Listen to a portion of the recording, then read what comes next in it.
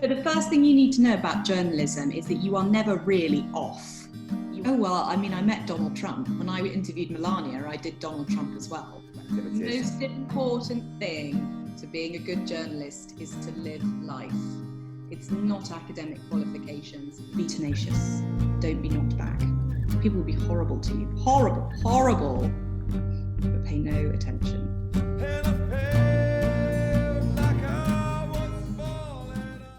Camilla Long, you are the TV reviewer, interviewer and columnist for the Sunday Times newspaper.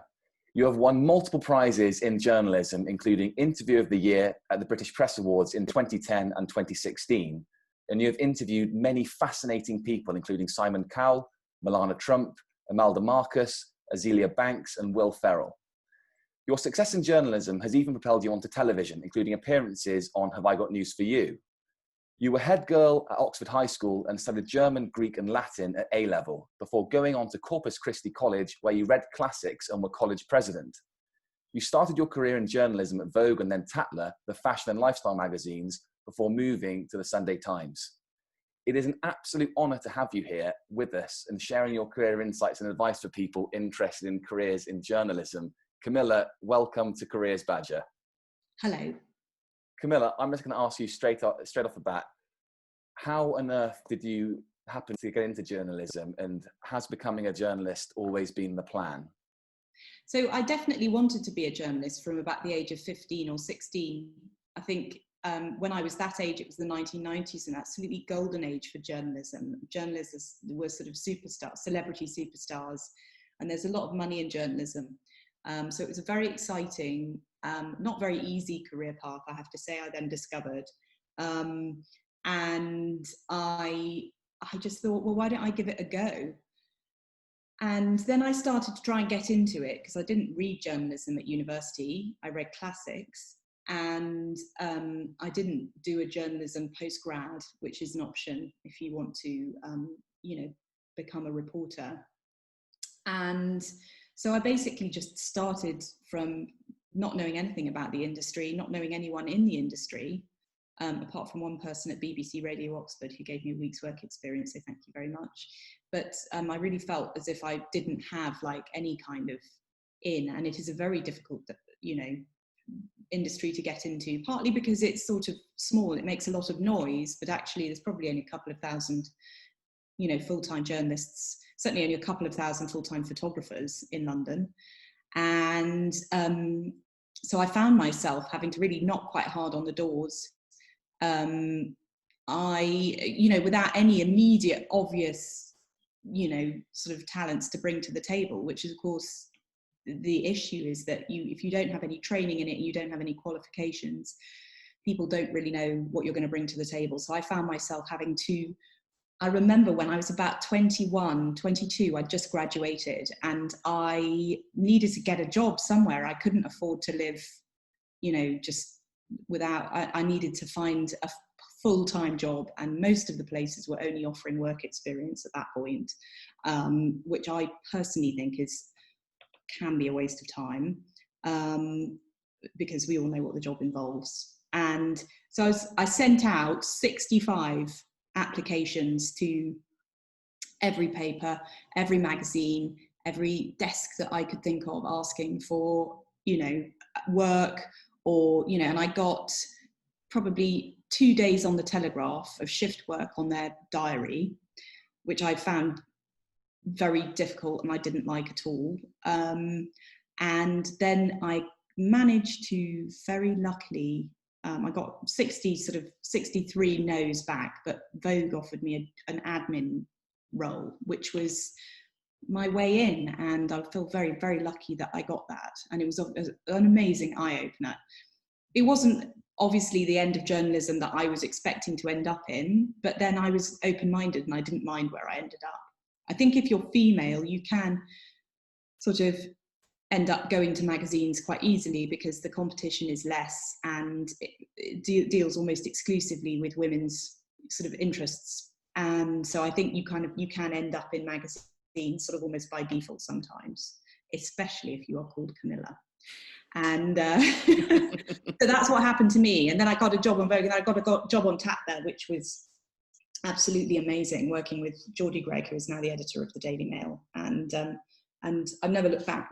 But it has been really hard work. I won't deny it hasn't been very hard work. Was picking your classics degree, like talk us through your 18-year-old self making that decision on what to do after school? Was that classics degree with a view that it gave you options, and was journalism? Had you picked that in your mind before even going to study classics? No, I mean, I think if I definitely wanted to be a journalist, I probably wouldn't have done classics. I mean, classics is an amazing degree, but it's also a strange degree because it's not directly applicable to anything. I would say the natural path, if you were a classicist, was actually to become a lawyer or something, or Boris Johnson. And I'm not sure journalism is, as I say, the obvious thing to do afterwards. I became pretty involved in student journalism, which I enjoyed a lot. But I think it was a sort of decision that I made in the 6 months after I left, that I really kind of wanted to, get into that world that had fascinated me for so long. And as I say, obviously I'm biased because I now work for the Sunday Times, but the Sunday Times in the 90s was an extraordinary paper. It still is an amazing paper, but it was I can remember individual features that I read. And I think at a very subliminal level, I felt that was something that I wanted to do, that I was drawn to. I found it it's very difficult to crack it. It takes years to build up contacts with, wherever you are in journalism, whichever part of journalism, and even if you're doing social kind of commentary and things like that, it takes a long time and hard work to do it. And in my 20s and 30s, I worked very, very hard on, sort of my interviews particularly. Sure. I remember going from New York to Manila, doing one interview in New York, and then I flew to Manila to interview Imelda Marcos, and I was absolutely reeling by the time I came back home. But as I say, it was worth it in the end, because she was an amazing interview. She talked for 6 hours, 2 days running, and I remember thinking, I'm not sure how much of this can get it. What she was very, very interested in was a kind of and often, is she a fascist? I suppose we could say that her husband certainly was. Often you'll find with people who've been involved in extreme political regimes, they're obsessed with sort of natural myths and legends of the country that they are ruling. Sure. And sorry, this is probably getting into that. And she was very obsessed with the Filipino kind of creation, like the creation myth of the Filipino way of life. And I remember being given an actual lesson with a whiteboard, and she had a ruler in her hand about how these mythological creatures had created the Philippines and why the Philippines was special as a result. It was crazy. This is what I want to talk to you about, which is, just for young viewers, your job is obviously very diverse, but I just want to get a sense of, in a nutshell, what journalists actually do, and then can you just talk us through your typical week? Just if you can just have a go at that, please. So the first thing you need to know about journalism is that you are never really off. You are always working. And if a piece of work comes in on a Sunday evening, you have to have your life organized to be able to deal with that. It's not going to come in every Sunday evening. In fact, you'll probably only have to give up your Sunday evening 2 or 3 times a year. But the truth is that it is 24/7 and it is non-stop.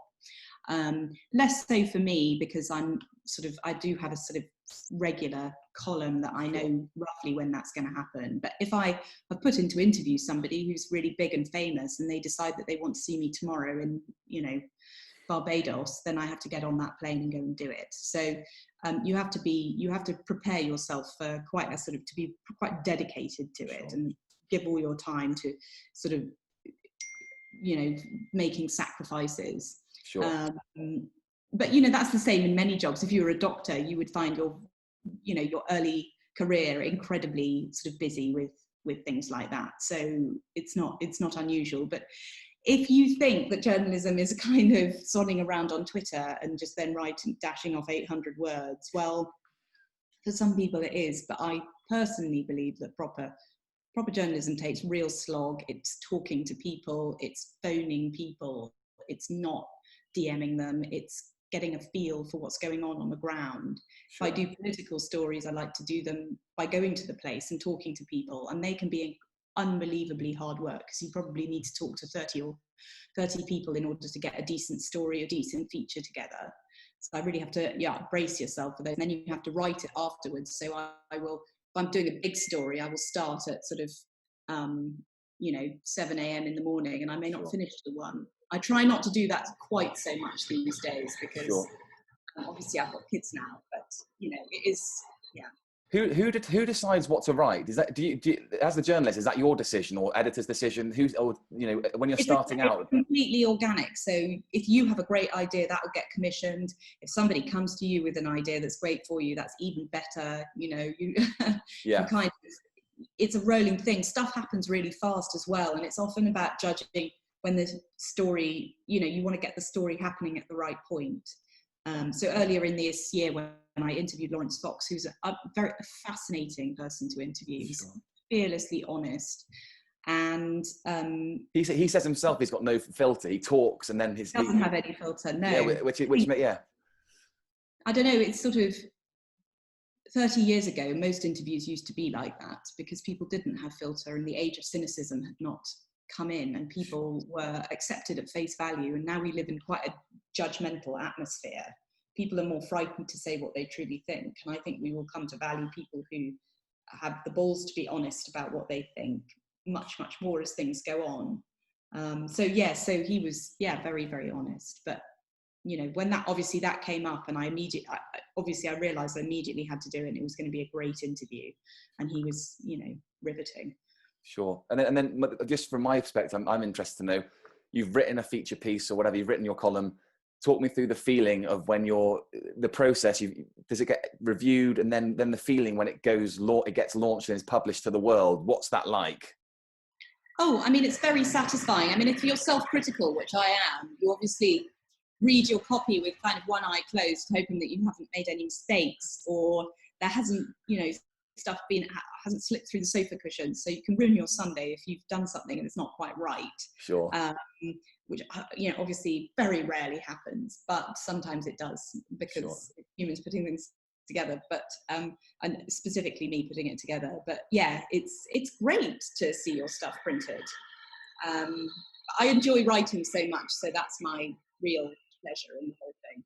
Fine. Okay. And then just, let's elaborate on that. Your favorite part of being a journalist. What's the thing, makes you think, yes, I'm pleased I picked this career? And if you write a piece you're really pleased with, and you feel it has reflected your true self and the way you want to write truly, then that is incredibly satisfying. It's like pure self-actualization.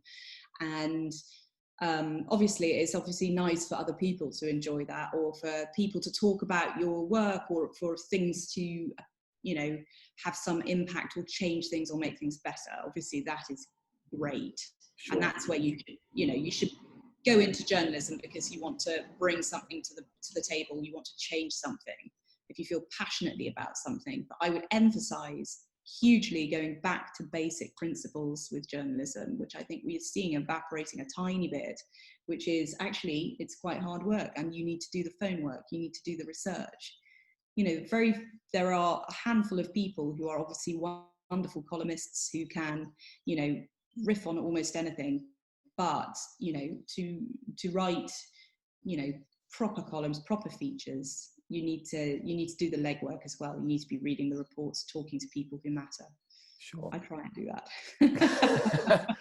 As I have with you now, but I in terms of actually seeing how your piece, hits with your audience, presumably it means that you're gonna have to engage with feedback, and I'm interested to know how you deal with the negative comments potentially, because you do have to ruffle some feathers in doing opinion pieces, and how do you cope with that? Well, you have to accept you can't please all of the people all of the time. Sure. Written some stuff where I felt that I pleased none of the people, none of the time, but it's all part of the journey to understanding, who you are as a writer.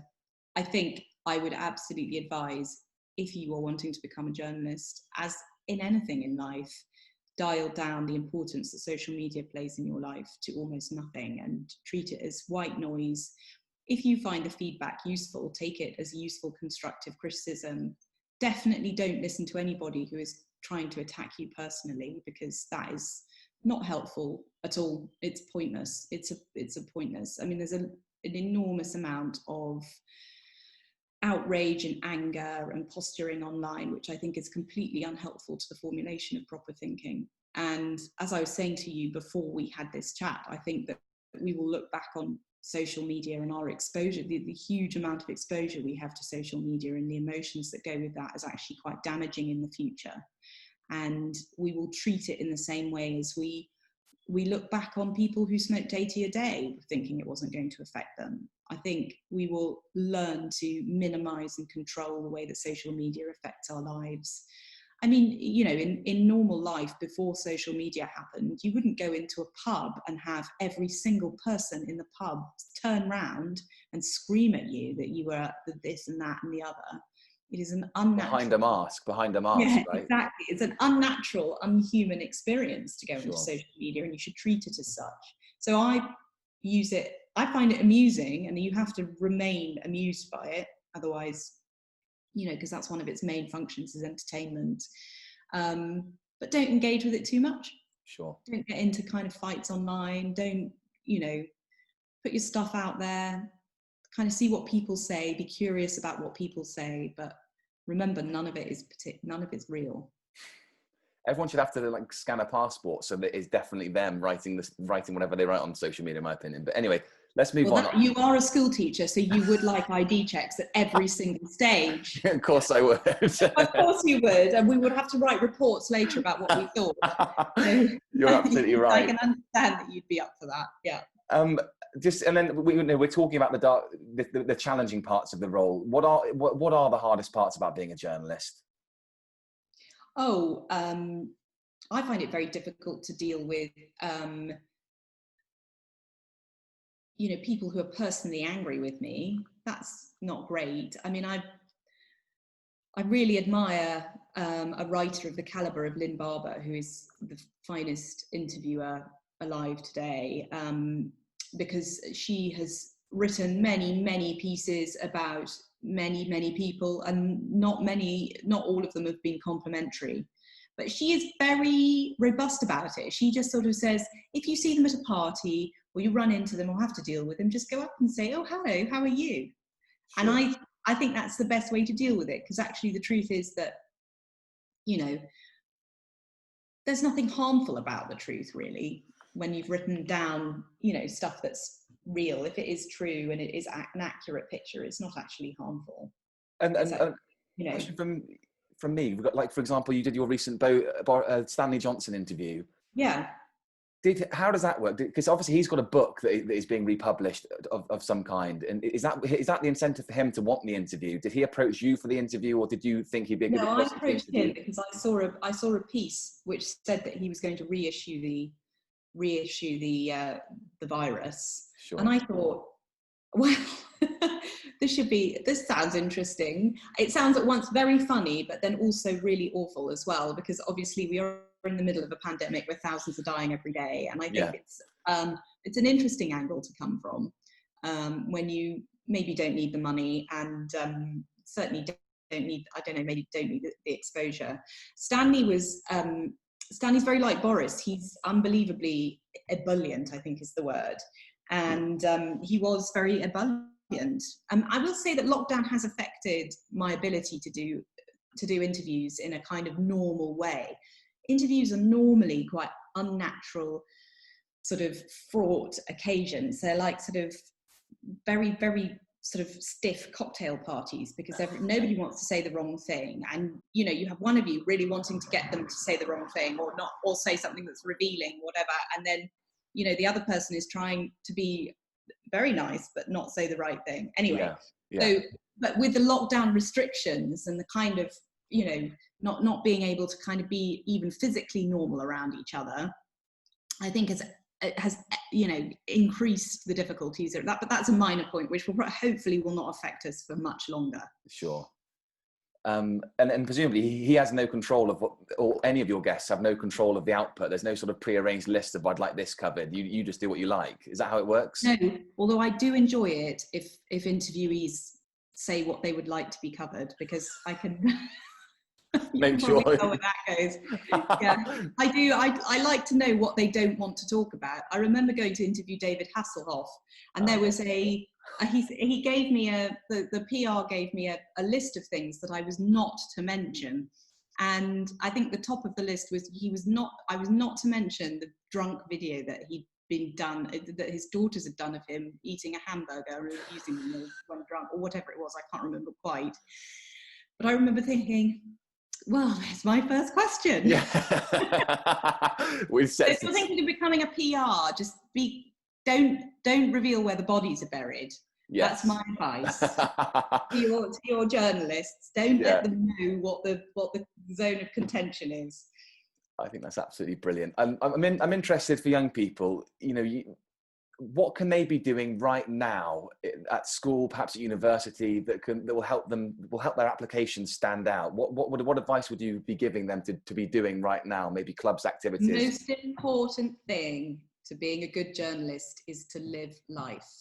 It's not academic qualifications. It is not doing hobbies or going to the right clubs. It is making sure you have an understanding of life and what people are interested, normal people believe in. So it's, I'm not going to say go to the pub, but it is doing things that, so I would say that, it would probably be more useful to become part of a football team than going to a debating society, because with a football team, you'll have an opportunity to meet people you don't know, get to know about their lives. Journalism is simply about information and interesting information, and it's about talking to people and socializing. So I would say that would be more useful than going to the debating society. Sure. Which would be useful if you wanted to be a columnist, obviously.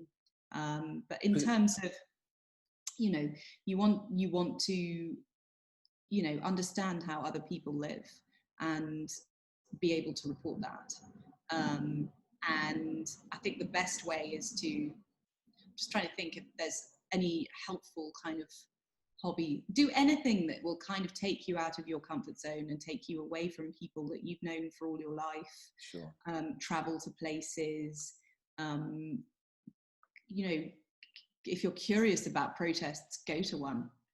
If you live in Oxford, for example, go to the Roads Must Fall protests. That's incredibly interesting. That's something that people will be talking about for some time. Sure. So be curious about your surroundings and be curious about political activity around you. Spend time online seeing people you like to read. So get your the columnists and opinion makers that you are interested in. Follow them online, read their stuff in the papers, and develop a nose for cutting through the crap, if we're allowed to say that. I think we're allowed to say that. Yeah. Yes. And just talk to me a little bit in terms of like the writing skill and building that skill and building your personality into your writing skill. How do you get good at that? By reading a lot. So the best way to get good at writing is obviously to write yourself, write anything, write stories, write reports, write blogs, write tweets, write posts on Facebook, write as much as you can, be very self-critical. I would say don't send stuff to people to read too much because it's boring for them. Try and get published. But the main thing, the thing that is going to make you the best writer you can be is by reading other people and learning from other people, learning from people who really are very good writers and understanding what is good about their writing. Read people that you are drawn to, that you are recommended. Read classics, read, stuff that's in the current bestsellers. Understand, whether something is going to be, going to stand the test of time or whether it's just something that's ephemeral that's happening at the moment. Question why that is. Be aware of tone, be aware of stuff that's too sentimental. I think it's very easy in modern life to be drawn to stuff that's quite sentimental. And actually, I think that journalists are naturally not very sentimental people. There's a lot of, it's, we live in quite emotional times, or so it feels like that. And, if you want to be a journalist, your job is to cut through all of that. Really good advice. And then let's cut with routes to becoming a journalist. Would you advocate journalism degrees? If someone's pretty sure they want to be one, what do you think are the optimal routes they can take after school? I would definitely advocate a journalism degree, especially if you want to become a reporter. If you want to become a reporter, it will teach you all sorts of incredibly useful things like, just basic practice, sourcing, researching, publishing, how papers and online operations work.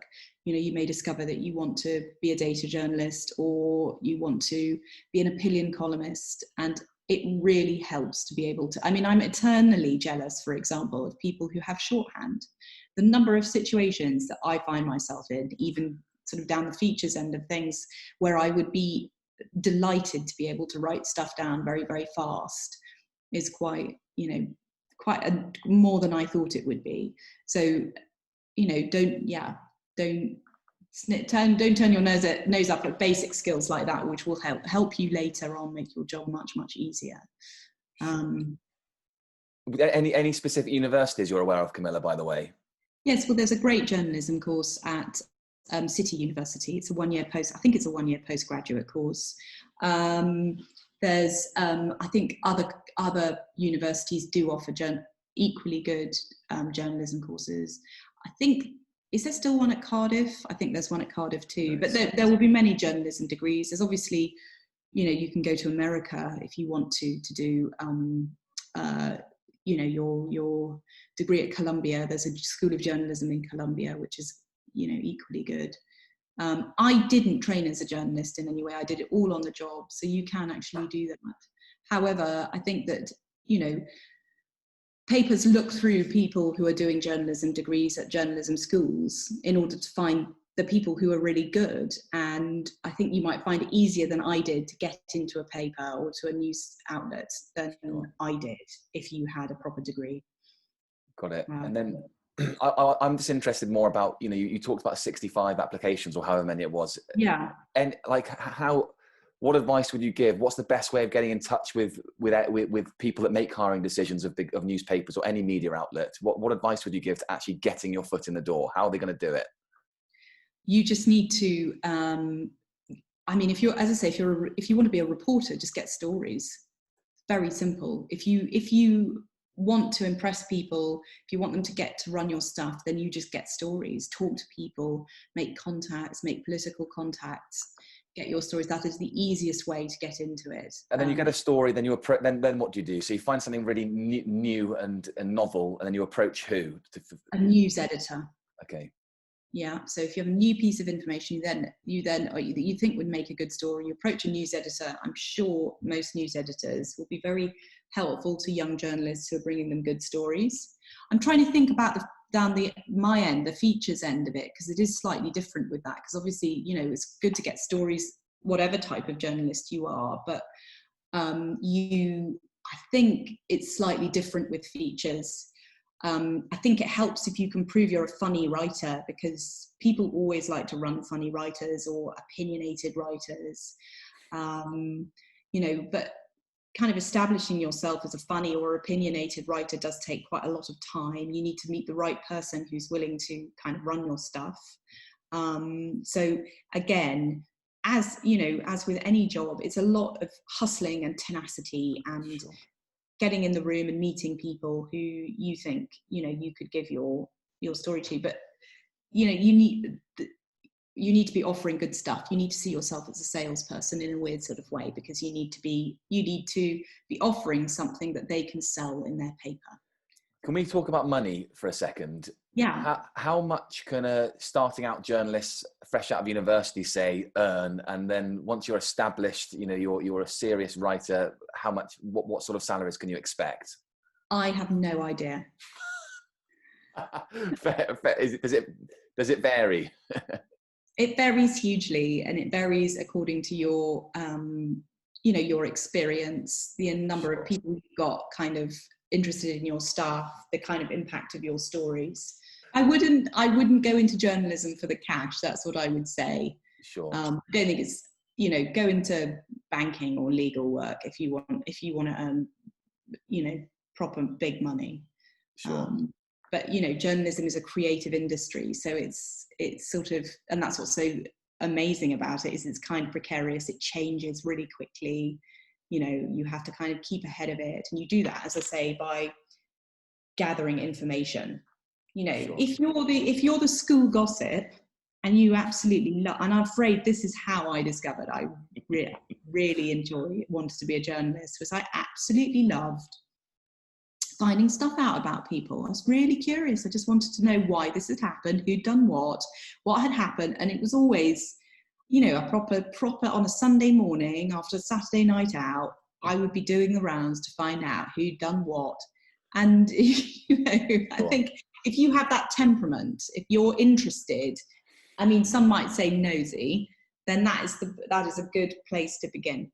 You have to want to find out stuff. So you've got to be able to have a nose for something if it doesn't feel right. And because a lot of people, you know, you don't want to be that person who prints the story about some con man and it's all wrong. You need to speak to people about stuff. So you need a good nose for something that doesn't sniff right.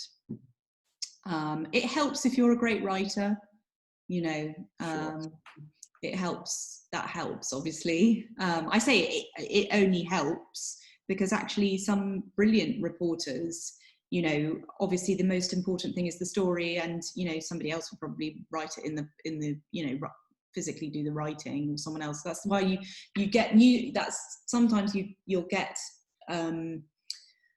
articles with 4 bylines on it. I mean, that doesn't mean that everybody on that has written the article. Obviously one of them will have written it or whatever, but, you know, as I say, you know, down the features end, you have to be a great writer, but if you're a reporter, the more important thing is the story. I'm with you. And I'm just interested, your typical week now as a in what you're doing. Can you just talk us through that? What your typical week looks like? Well, I have columns twice a week.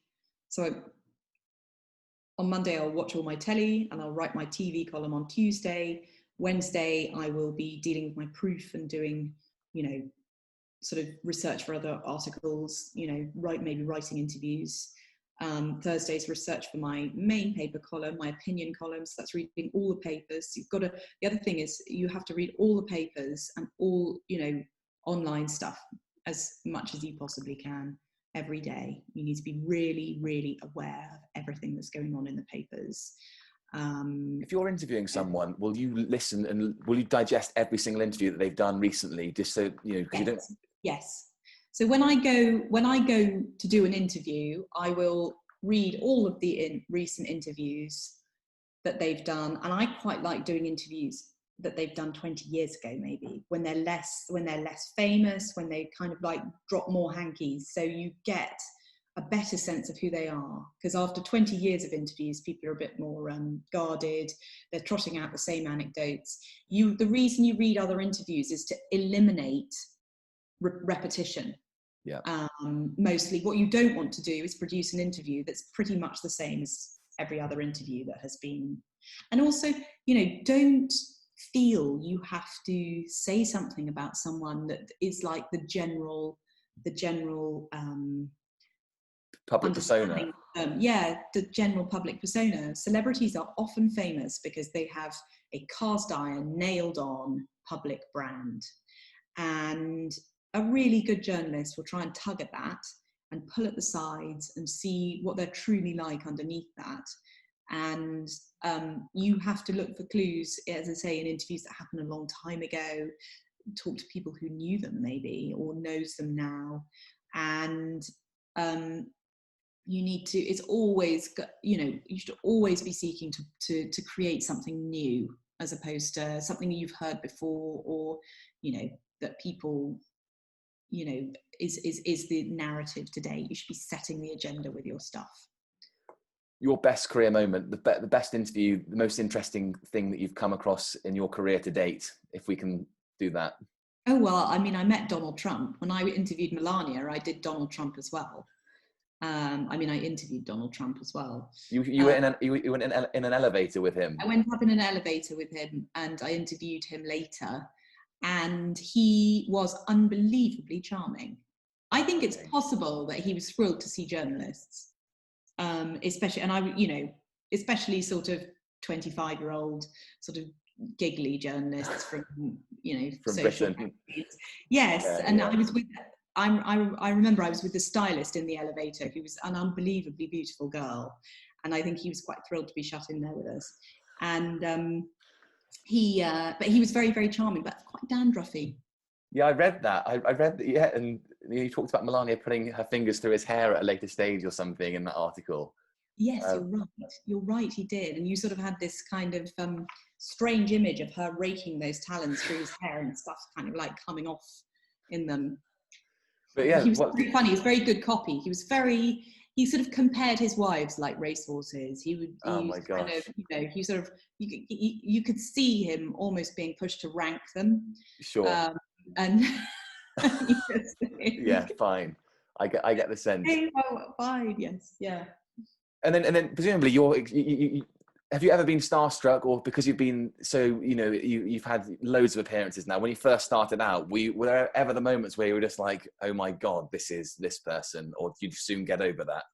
Who did I meet that was really, it's always strange seeing celebrities in the flesh, because it's like you're sort of, they're like moving pictures of things that you've seen. I remember the apparatus around Simon Cowell was pretty interesting. He was, it was 2010, and he was it was one of the most successful seasons of X Factor. It was the season that he discovered One Direction. And he was telling me in the interview that 5 different boys had come and sung individually, but he was thinking of putting them together, and did I think it would work? And of course I was like, no, it would be awful. And I think I was right. But he was staying in this enormous villa. They were sort of prickling with security and PR girls. And, you sort of imagine a helicopter kind of landing on the lawn. And he was there, and he's charming, and he has a kind of strange goatee presence. He was very open. He talked to me for 4 hours, which was extraordinary. I felt very That is amazing. I felt it was. And then he introduced me to all the women in his life as well, and Sunita was there, and then his current girlfriend was there, and so it was fascinating. But you kind of think, sometimes you're getting so much information, it can be quite overwhelming. Sure. So I did feel that. I did think, I've got to get all of this down, and that is when I wish I had shorthand. Yeah, I bet. You're sitting there and you're really hoping that you're really hoping that you get it all down in time to kind of be able to reproduce it. And I just about did, but I could have done with a bit of a nudge, I think.